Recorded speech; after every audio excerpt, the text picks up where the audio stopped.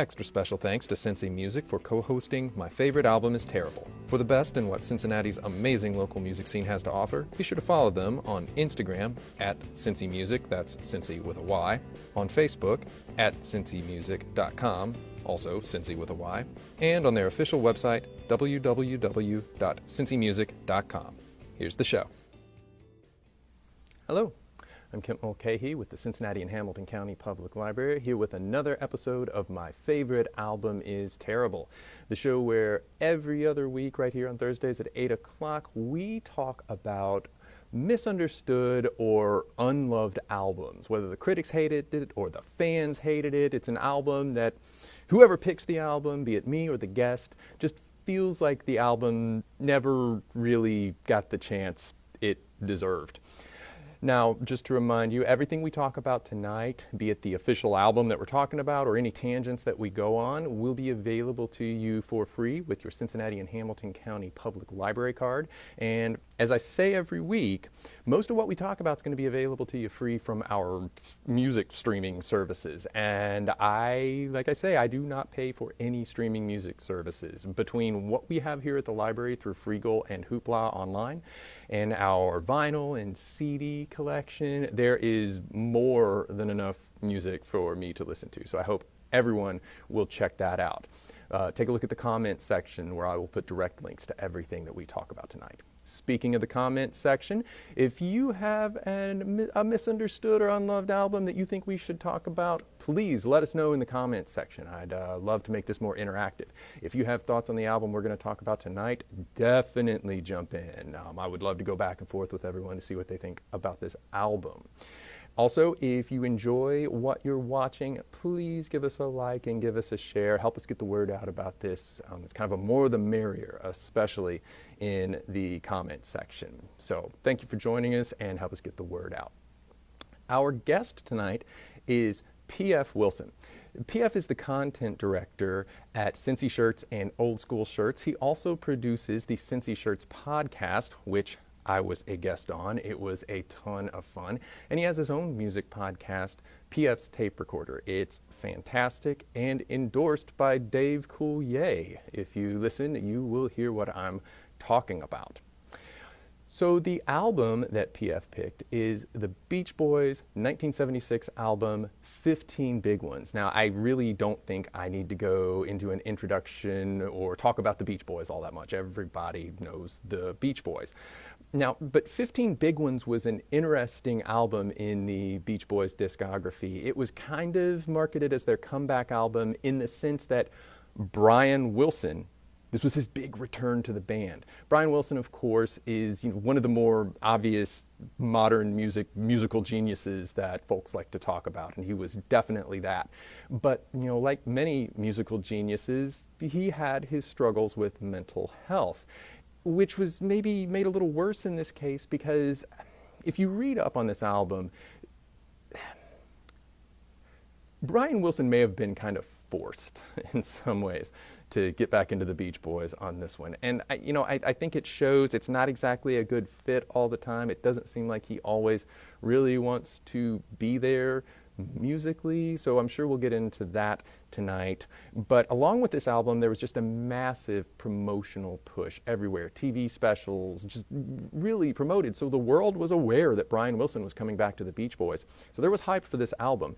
And you got to wonder at the time when this album dropped, and as you look at reviews over time, this probably wasn't the album that folks thought they were going to get or hoped they were going to get. And so with that, let's go ahead and bring on tonight's guest and start talking about the Beach Boys' 15 Big Ones. All right, P.F. Wilson, thank you so much for your time. Really appreciate that. How are things going? Great. Yeah, having a good evening since we are definitely recording this in the evening and not in the morning. No, yeah, it's been as you can tell, it's been a great evening. It stays late a lot later now. As you can Funny tell. that, yeah, it the is, time yeah. change. So, I guess, yeah.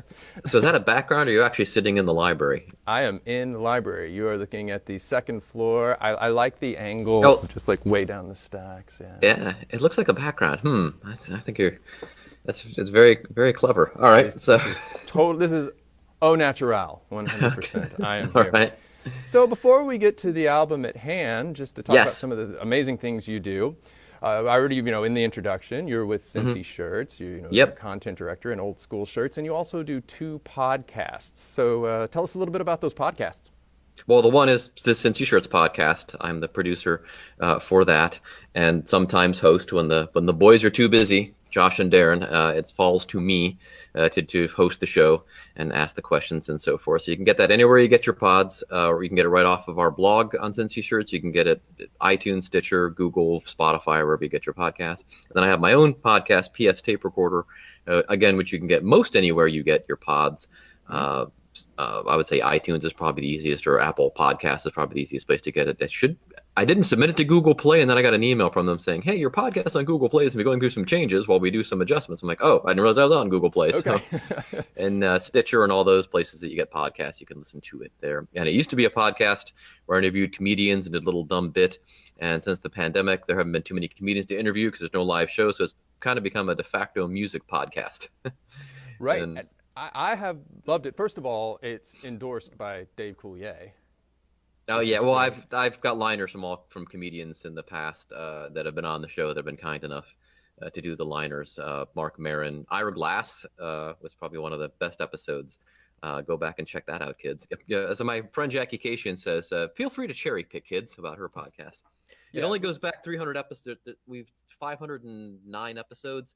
It only goes back 300 in Apple Podcasts. I'm afraid if I up the number, if you have a traditional iTunes like I do, it'll refill your whole queue with 500 episodes, and I don't want to do that. So you can go to Podbean, and the entire Mhm. library is there. You can just Right. plunder Yeah. back through that. I've been checking it out through there, and I've really loved the series on synth pop you've been doing, like you say, since you transferred to music. And what I love about it is it's like an audio wiki hole. Like you jump. I love it, and you're so Oh, thanks. enthusiastic, and it's short, it's concise. I really, really, really recommend that podcast. And you kind of already beat me to one of the questions I was going to ask. Like, what's one of your favorite guests you've had so far? Yeah, definitely. Mark Maron was on the show a couple times before he became a Fantastic. big, big star. Yeah, yeah. And then if you just Google PF Tape Recorder and these people, that's probably the easiest way to find it. And of course, Ira Glass was nice to be on the show. Dave Thomas from Second City, Oh, wow. Second City TV, you might know. He was kind enough to be on the show. I just emailed him and asked him a question about a skit that they had done, and it was part of the Ira Glass episode. It was kind of an homage to This American Life, and I wanted him to just explain the story behind this one bit that I always enjoyed. And Dave, and I said, you could, if you'd like to, you could come on the show. And he's like, I'd be happy to be on your podcast. Dave Thomas from Second City wants to be on my podcast. That's insane. So Isn't it Jimmy funny? Pardo's been on a lot. He's a really good friend of the show and has helped promote it in the early days. So all the Jimmy Pardo episodes are great as well. Yeah, and again, I know I've already said it a couple of times.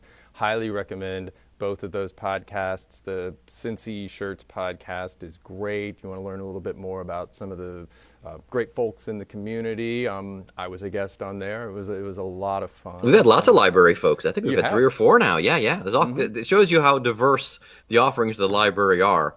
Yeah. That we can have that many. We had the genealogy guy on. We had you on. We had your partner Key was on talking about about the West End, and how the library fits into that community. Great stuff. Yeah, we do that West End Stories podcast, which is kind of an oral history of the West End with Key Parks. So yeah, I'm part of that, but it's mainly Key's thing. So I am gonna promote that anywhere you get your podcasts. Right. All right, so there's a lot to talk about with 15 big ones. The Indeed. Beach Boys album. This was a ride, and I am going. First of all, when we were first discussing this, and I got that email from you, and you suggested, hey, we should do, or maybe we were chatting. You mentioned the album title, 15 Big Ones, Yeah. and for some reason, the first place my mind went to was, oh, he wants to talk about the Aerosmith greatest hits package of like their 90s material on Geffen, because it had 15 songs, and then Yeah. I got a little too hyped because I shouldn't admit it, I love that album. But no, the Beach Boys album, 15 Big Ones. And so, as we ease into the topic of that, talk to us a little bit about your relationship with the Beach Boys in general, like discovering them, just. Well, would listen to the radio with my brother back in the 70s. He's 5 years older and grew up in Cleveland. But oddly, we listened to a station from Detroit called CKLW, which blasted across the lake. And our friends were all listening to Wixie 1260, but we had to be different and listen to CKLW. But it was contemporary hit radio of the time. And then in 1975, 6, Hard Day's Night was on TV, and I discovered the Beatles. And very quickly after, Endless Summer came out and was advertised on TV heavily. And just the little snippets of the Beach Boys songs there, and I'm like, this is fantastic. I got to get a hold of this. So I begged my parents to buy me that, and they finally did. And so I was it went on a big 60s kick through the late 70s, still listening to contemporary stuff, but also really into like not only the Beatles and Beach Boys, but the Stones, both Flint and Rolling. Stephen Wright joke. Simon and Garfunkel, Kinks, all the big names, the Byrds, you name it. I was into all of those groups as well. And the Beach Boys, I think, just were kind of my group because my buddies in Pittsburgh that I hung out with a lot were all Beatles fans and liked the Beach Boys, but I had to be different, of course. And so I said, well, these guys are focusing on the Beatles. I'll focus on the Beach Boys. And that's what I did. And then, the course of trying to find new material to listen to go back to the catalog, I stumbled on 15 Big Ones used at a record store in my hometown. And you have to understand, kids, this is the 70s. You couldn't just go into the record store and find anything you wanted. I mean, if you found anything, my cousin's fiance worked in a record store, and there was a live album I bought called Live in London, which was neither recorded in London nor was it in 1969, as the album title suggests. But I got that too. But it was a shocking dearth of Beach Boys albums to buy. Even the greatest hits albums weren't available. It was just really and Beatles albums really weren't, because it was the 70s, and I guess the big research didn't take place till a few years later. But that's how I found 15 Big Ones. I was just looking for something else besides the greatest hits to listen to, and I found that album, which by that time was about 4 or 5 years old. You were familiar with your Beach Boys. You find this, you see 15 Big Ones when you drop the needle. What are you expecting or wanting to hear?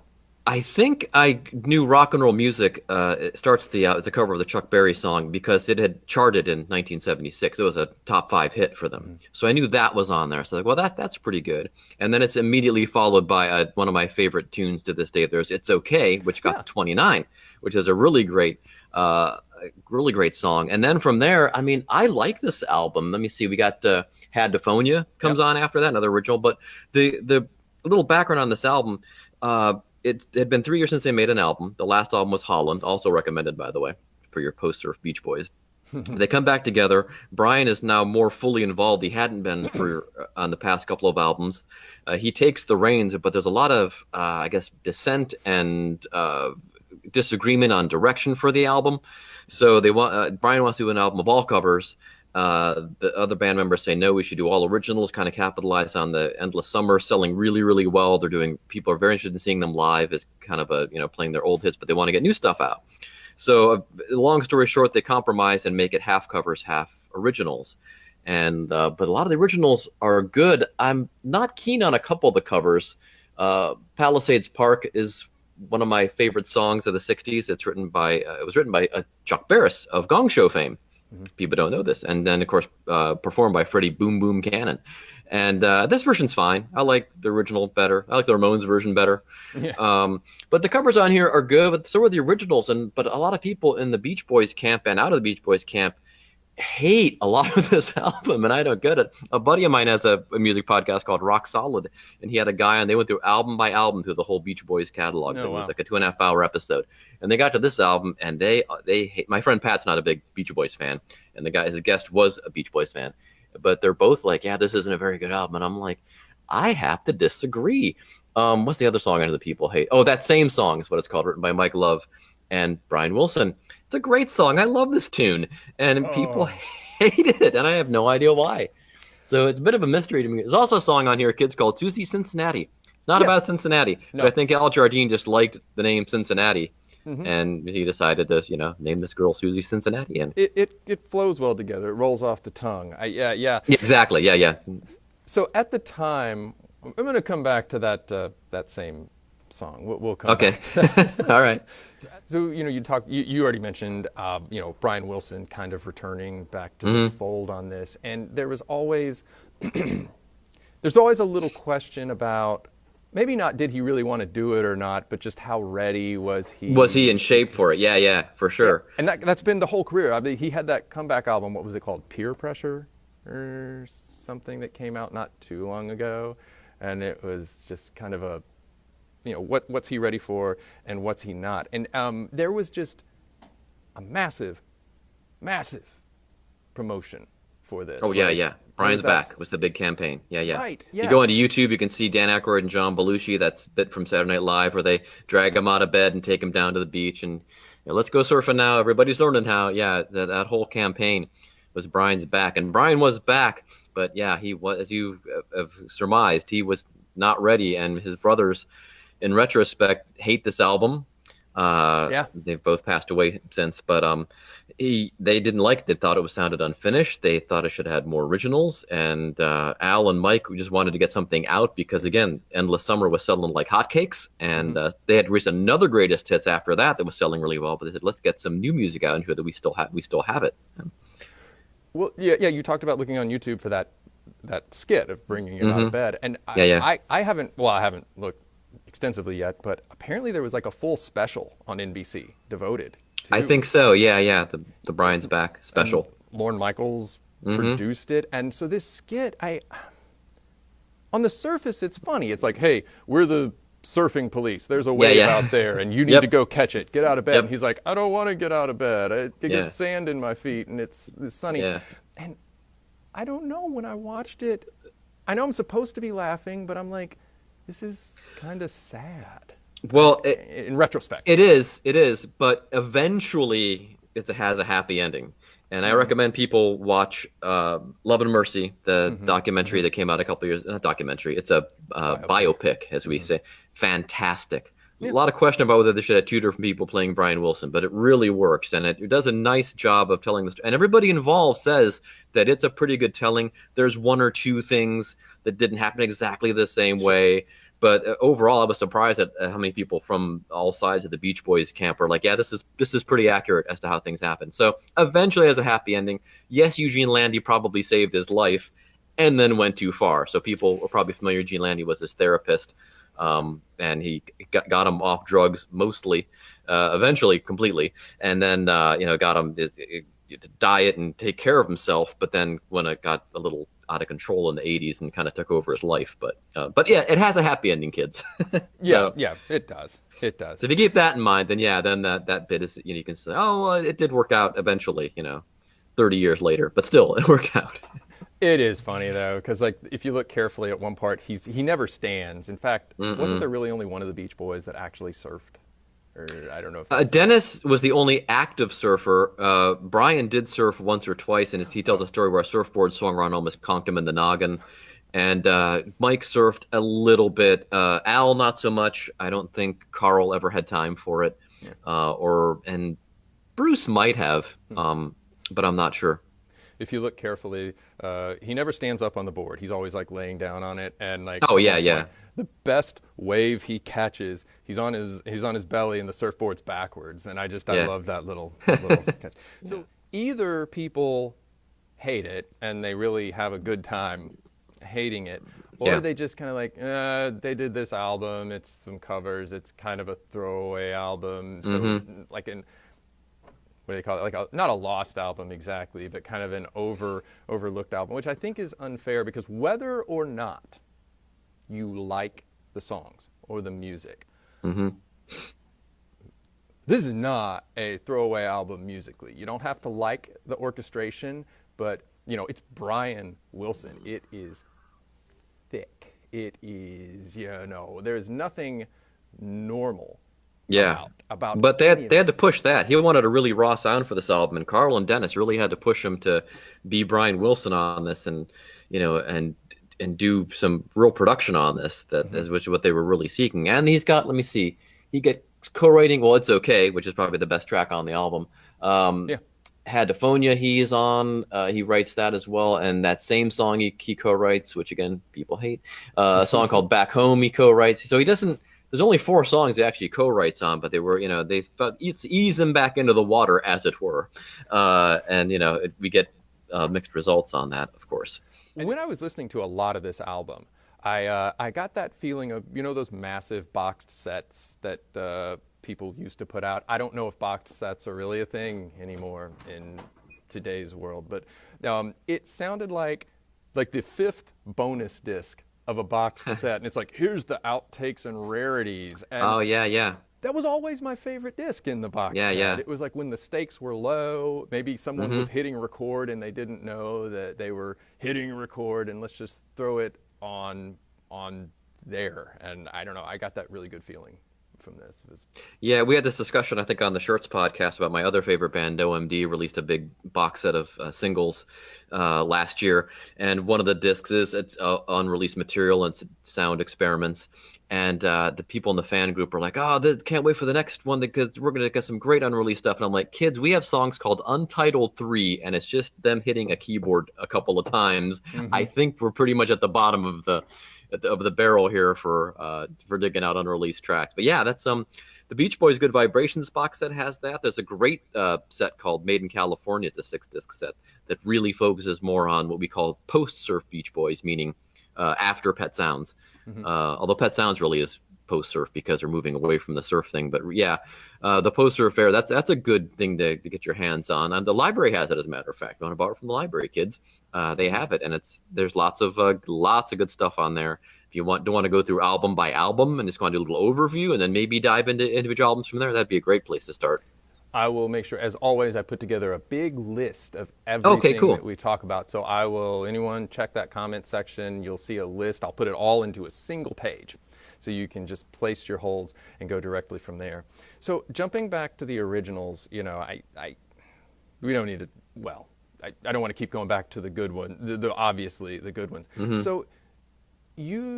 So you liked that same song, the one about Yeah. yeah. Yeah, and I remember when my friend's show, when they played it, the producer, my friend's nephew, he chimes up and goes, you don't have to record everything, and which I thought was a great line. And I get it why people hate it, but I mean, it's and it's probably the lightest song on the album. Speaking of By the dark far. mood, besides It's Okay, it's it's peppy, and it's and believe me, there's worse to come, kids, because the Yes. following, I mean, as far as following albums go, the album after this, and you mentioned the John Seneca song that Talk to Me, with the synths on it, that kind of foreshadows the next album, which people love.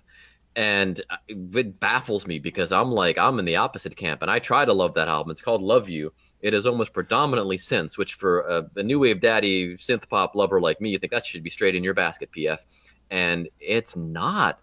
There's a song about Johnny Carson. I love Right. Johnny Carson, love the Beach Boys. I don't love a song about Johnny Carson. I tried to love it, and yeah, people love it though. They think it's the second best album. Peter Buck from REM does the liner notes, says it's his favorite Beach Boys album. Yeah, Really? it's nutty, and all the kids rediscovered it. Like Death Cab for Cutie, say, "Oh, the really influential album on them when he did Postal Service. It was a real influence on." I'm like, "Are you crazy?" I mean, sonically, it's interesting. I love Yeah. it that it's all synths, but man, oh man, if you're gonna start picking on songs, don't come after that same song when you've got like Johnny Carson and Roller Skater Girl to follow. Holy cow! I do have to come after that same song though. No, All right. no, I'm kidding. That's I'm a kidding. fair play. I'm in the minority. Well, I'm in the minority on the Beach Boys camp because I'm more Team Mike than I am Team Brian, which is a very controversial stance to have in the Wow. fandom. Yeah. I'm not mad at Brian. See, here's the thing. Team Mike is not mad at Team Brian. Team Brian hates Team Mike. That's Yeah. the thing.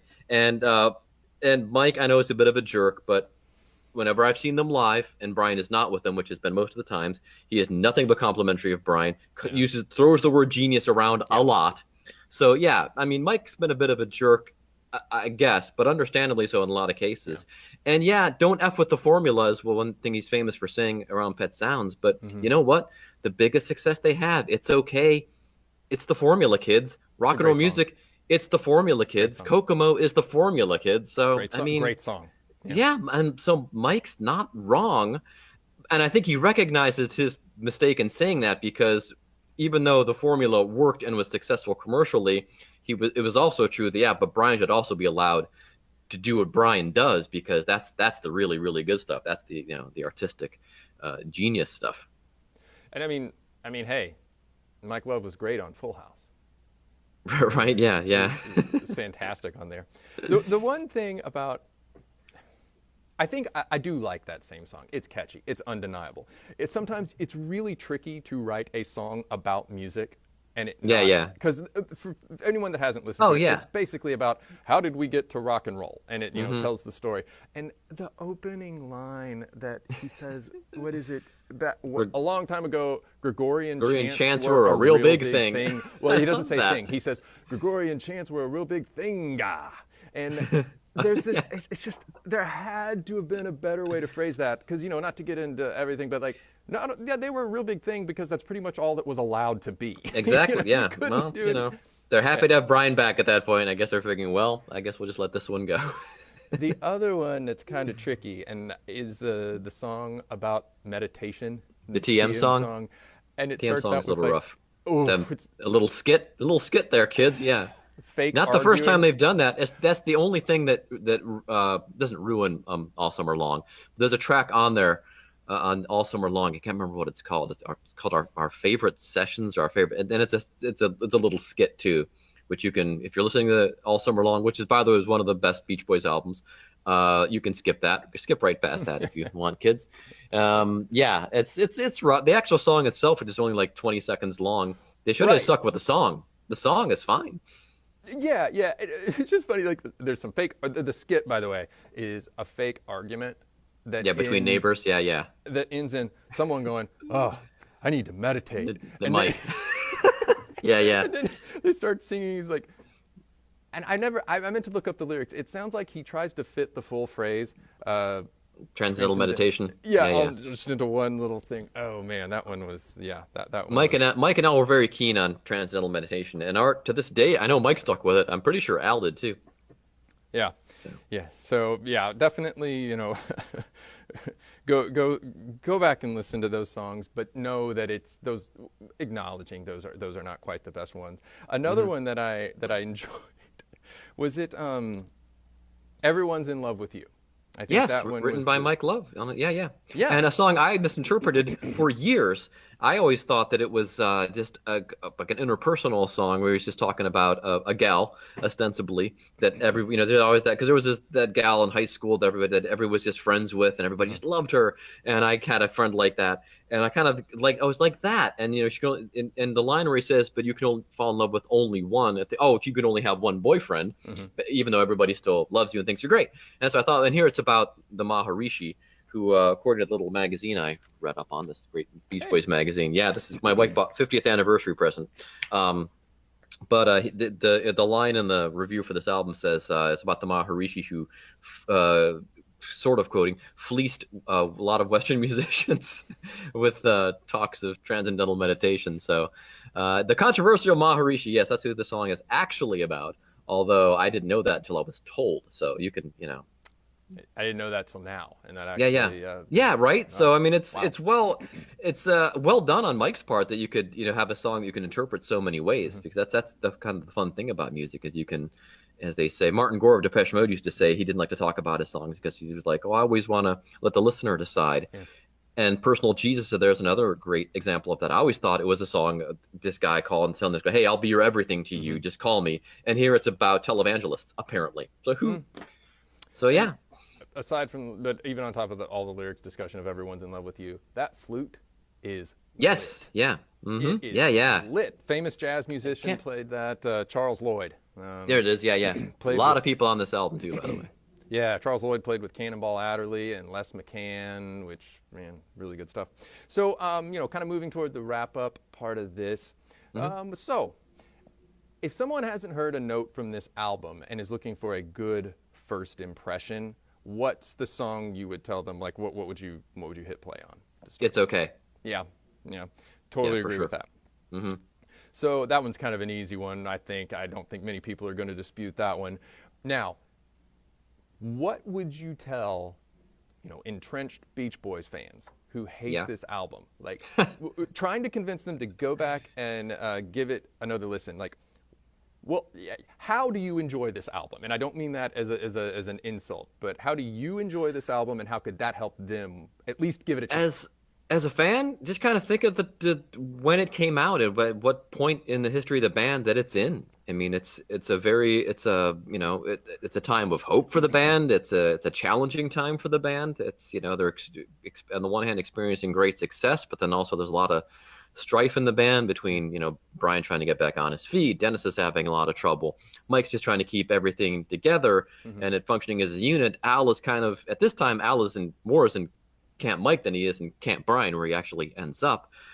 Bruce isn't back yet. This is going to force Bruce to come back. I think this is kind of the first thing that forces Bruce to come back to the band.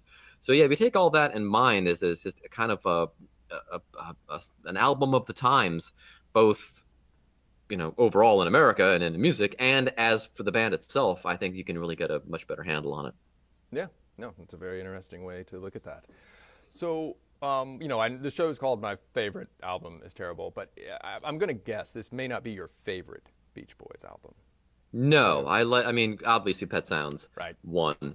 I would say All Summer Long. I like a lot.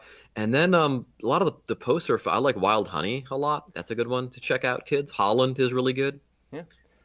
So yeah. You already followed up what I was going to say. Other than Pet Sounds, great. Yeah. So there's some. And even the 1985 album, that's just the Beach Boys, the big comeback album, is actually it has some good stuff on it. Some hit or miss stuff. There's Carl basically singing a Culture Club song, which Boy George and not John Moss, Mikey Craig maybe, Boy George and one other member of Culture Club basically performed everything on it and wrote the song, and so it's Carl singing a Culture Club song, but it's fine. And this was Get You Back is this big song from that album that people would recognize. California Calling should have been the next single from it and was not, and boy, Al Jardine gets robbed so many times, it's insane. But that'd be a discussion. You can listen to my podcast to hear about that.